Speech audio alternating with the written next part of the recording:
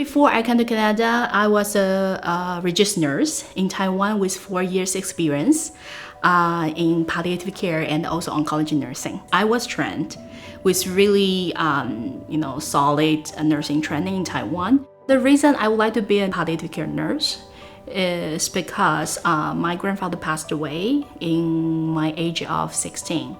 He was really suffering to receive all the treatment. At that moment, I believe there's always a way to help people pass away peacefully. They deserve a better way in dying and death.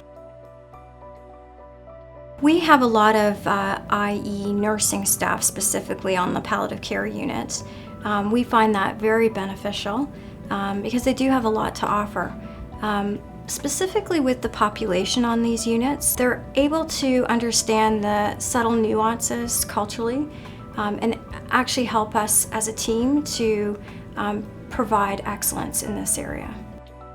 When I just arrived Canada in 2012, I was a little bit lost because I don't know what can I do at that time.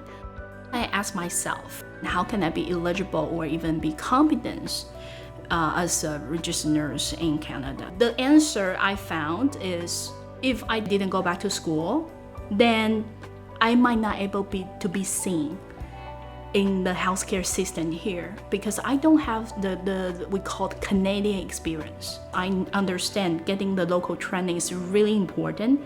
That's why I submit my application to CNO to assess my nursing background.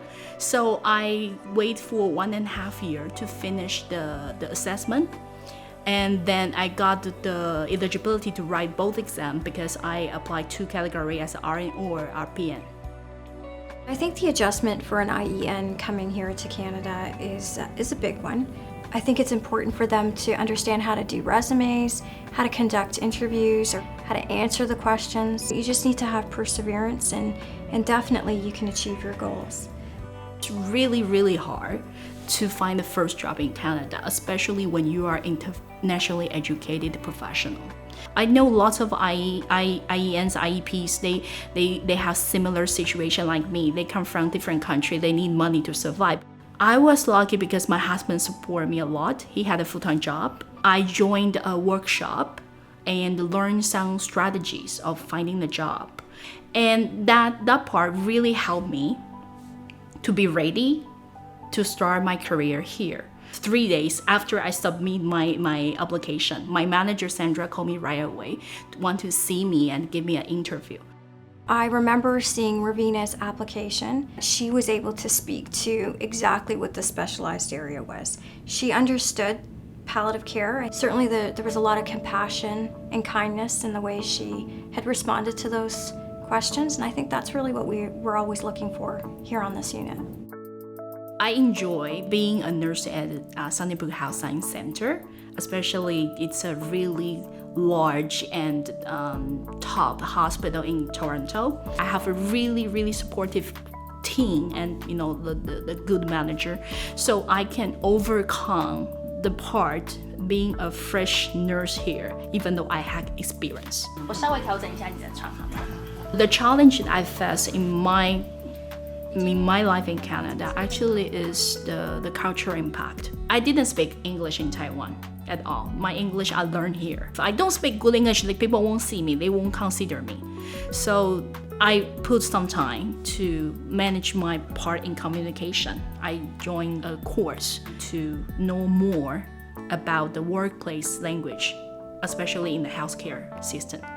Communication is a very key thing for the success of an IEN or a professional. It's very important that we talk the same language in terms of what the standard is for palliative care, what's the philosophy. I think it's a talent that we look for IEN or other professionals who have compassion and ultimately just kindness to deal with these types of patients and families.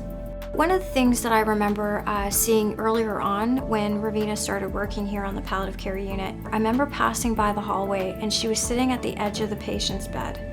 And it was a very intimate scene. And she was clearly calming this patient down and engaging in a very meaningful conversation around her pain management. I think that was That was the talent. That's the going the extra mile. For the internationally educated nurse, my advice will be try your best to connect with the culture here. And the best way, I believe, is going back to school.